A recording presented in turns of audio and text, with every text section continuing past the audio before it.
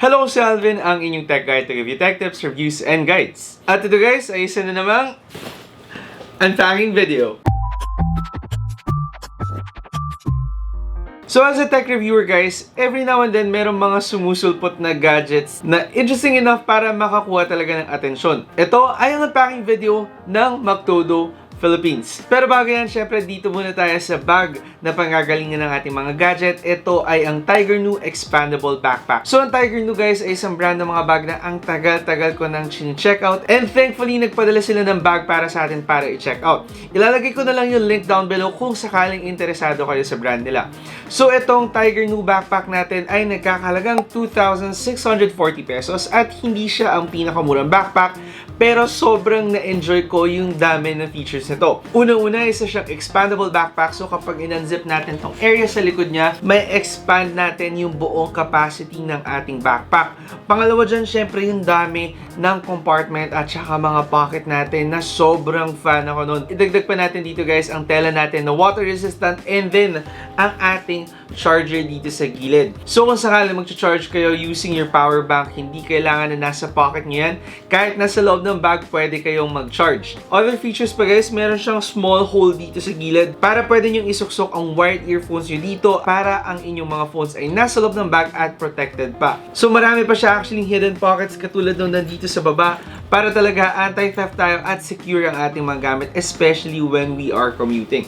So kung sakaling interesado kayo sa ating TIGERNU backpack, ilalagay ko yung link niyan down below. Again, super happy ako dito sa backpack na to and I would happily recommend it kung kayo ay naghahanap ng isang backpack na matindi ang capacity at maraming kayang ilagay sa kanyang loob. So anyway guys, move on na tayo sa ating unpacking video. Let's get unpacking, mga unpackers. So ang first gadget natin guys, well actually gadgets, ay ang mga cable from Mcdodo Philippines. So aside from fast charging features guys, tsaka yung mesh cable natin na ako prefer ko kasi talaga sa mga cable is yung mesh para iwas sira. Interesting sa mga cable ng Mcdodo Philippines is dito, meron silang light indicator na kakaiba. So dito sa unang charging cable natin, ito ay Lightning to USB-A na cable. So nakakatawa dito yung light indicator natin is nasa charger natin mismo. So wala lang ang kulo nun para sa akin, especially kapag madilim kasi minsan, lalo na kapag gabi at nag-charge tayo, hirap tayong hanapin yung charging cable. Pero with this one, it makes it easy. Para naman dito sa ating PD fast charge cable, so ito sinasolve nito yung kadalasan na problema natin sa mga charging cable natin kung compatible ba for fast charging or hindi. Minsan kasi hindi nagtutugma yung device or yung adapter or yung cable natin.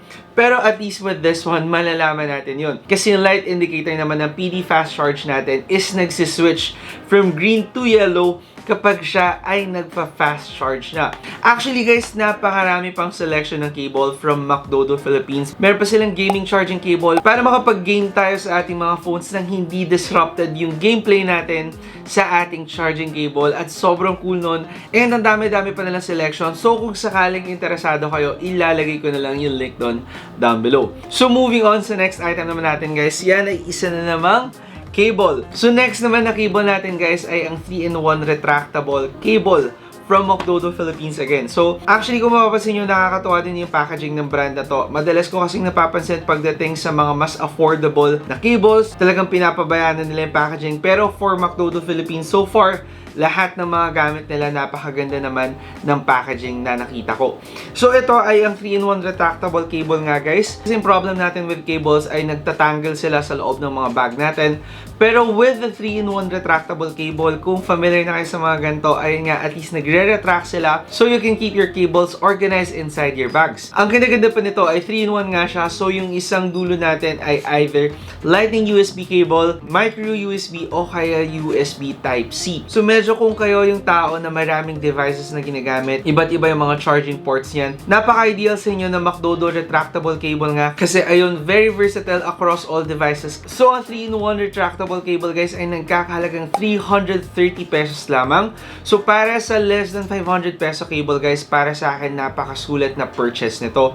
Lalo na kung kayo yung tao na maraming cable na dala-dala lagi. Next naman sa list ng mga items natin ay ang Mcdodo 10,000 1000 mAh wireless fast charging power bank. So, tawagin natin wireless fast charging power bank. So, i-check out muna natin tong gadget na to guys para makita nyo in person. And ito na guys, ang Mcdodo wireless charging power bank. So, dumadami na guys ang mga gadgets natin ngayon na nag-feature ng wireless charging, and thankfully, ang Mcdodo ay nag-offer na ng power bank na kayang mag-wireless charge. So, hindi lang siya limited syempre to phones. As long as may wireless charging feature ang inyong gadget, kaya yung i-charge ng power bank natin. So, aside pa nga dun guys sa ating wired fast charging na umaabot ng up to 18 watts, ang ating power bank mismo ay kaya mag-charge up to 10 watts na wireless charging. So, very versatile.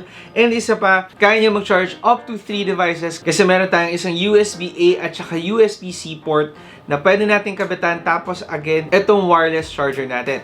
Aside pa dyan guys, meron pa tayong retractable dito na parang phone stand. So in case na nasa labas tayo at ginagamit natin ang power bank natin habang tayo nanonood mula sa ating mga phone, pwede natin gamitin ang retractable phone stand niya para hindi nyo na kailangang hawakan o kaya para mas maganda yung viewing angle natin. So pagdating sa presyo naman guys, ang ating Mcdodo wireless fast charging power bank ay nagkakahalagang 1,208 pesos. So pagdating sa presyo guys, very competitive naman ang power bank natin, lalo na't meron siyang feature nga na wireless charging. And then nga kung naghanap kayo ng future-proof device talaga, napakabagay sa inyo ng power bank na to, lalo na ang dami nating devices na nagta-transition to wireless charging. Next device naman natin guys mula sa ating TIGERNU backpack, yan ay ang 10-in-1 USB-C hub. So i-unbox muna natin to bago natin pag-usapan ang ating device. At ito na guys ang ating 10-in-1 USB-C hub, and grabe guys, alam nyo naman kung nanonood kayo ng mga laptop reviews ko at lagi kong sinasabi, kung sakaling bitin ang port selection ng mga laptop na kinukuha natin ay kumuha tayo ng dongle. Ito ang dongle na kinakailangan nyo. So sa totoo lang guys, para sa akin, kompleto na ang dongle na ino-offer sa atin ng 10-in-1 USB-C hub. Dito sa ating USB-C hub guys, nakakuha tayo ng dalawang USB Type-A port 2.0, dalawang USB Type-A port na 3.0, tapos isang USB-C port. Ngayon sa kabila naman nito, nakakuha tayo ng isang full SD card reader at saka micro SD card reader, and then a LAN or Ethernet port guys. And then isang VGA port para doon sa mga gumagamit ng projectors na VGA cable ang ginagamit. And then lastly, an HDMI port. So 10-in-1 siya guys, 10 yung mga port na nakalagay talaga dito, and very versatile siya kasi lahat ito yung mga kadalasan na ginagamit ng mga creatives, ng mga students for office, especially yung laptop natin, kukulang lang yung mga port selection natin. So kung sakali na hinahanap nyo to, again, I'll be putting the link down below. Ang halaga ng ating 10-in-1 USB-C hub ay 2,450 pesos. And honestly guys, ang dami ko nang chinecheck na USB hub, and ito yung isa sa mga pinakamaganda talaga na nakita ko in the market. Kung sakali naman na naghahanap kayo na mas mura guys, meron pa silang mga mas konti nga lang na port selection. Alam ko may 8-in-1 and then may 6-in-1. So kung sakali lahat yan, kompleto naman yan. Actually, kung naghahanap kayo ng mga cable solution talaga guys, kompleto sa Mcdodo Philippines, wala na talaga kayong hahanapin pa. So anyway guys, move on tayo sa next device natin. Ito medyo malaki to, so hindi siya nagkasya sa bag natin. Ito ngayon ay ang Mcdodo na Ringlight. So ito guys, napag-usapan ko to sa previous video ko, at ito actually ang pinapa-giveaway natin sa video na yon. So ilalagay ko din yung link nun down below kung sakaling gusto nyo mapanalunan ang ating Mcdodo Ringlight. So i-unbox muna natin siya para ma-check out nyo kung gaano kaganda ang ringlight natin. So ito na guys ang ating Mcdodo Ringlight, and again nga, para sa mga nagpaplano na gumawa ng mga YouTube channel, mga vlogs, o kaya TikTok, Instagram account, necessary talaga guys na kumuha kayo ng mga magagandang lighting setup. And unahin na natin guys, para sa presyo ng ating ring light, ito ay nagkakahalagang 1,986 pesos. And actually, I'm impressed dun sa brightness ng ating light kasi hindi ko in-expect na ganito siya kaliwanag, lalo na sa size niya nung in-unbox ko siya. So, i-check out natin. Papatayin ko yung main light ko para makita nyo talaga gaano siya kaliwanag. So, ito na guys yung ating Mcdodo ring light, at pinatay ko na yung main light ko, at ito nakikita nyo na ito yung max brightness niya. So, pwede nyo iset yung brightness niya guys. Pwede nyo gawing mas dimmer pa siya, o kaya pwede yung brightness nga natin katulad nung kanina. Tapos, isa pa niyan ay pwede natin gawing warm yung tone ng ating lighting. Pwedeng mas warm pa katulad nito ngayon. Pero ako, I prefer na ang gamitin ko is yung white light nga talaga kapag tayo ay nag-shoot.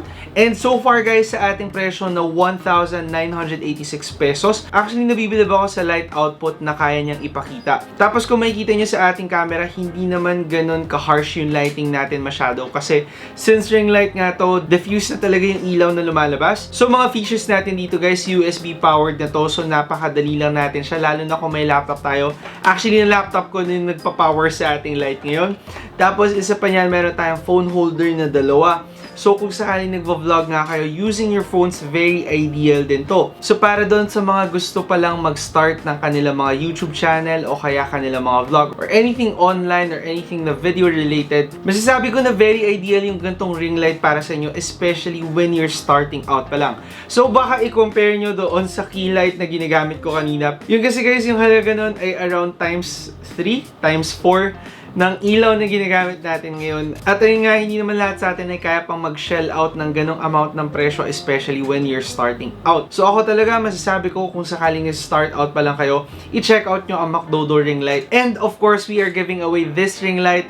Ilalagay ko yung link down below nung giveaway na ating Mcdodo ring light. So anyway guys, yun na lahat ng gadgets na meron tayo from Mcdodo Philippines. Kung sakaling natuwa kayo sa mga gadgets natin ngayon mula sa Mcdodo Philippines, again, ilalagay ko yung link down below.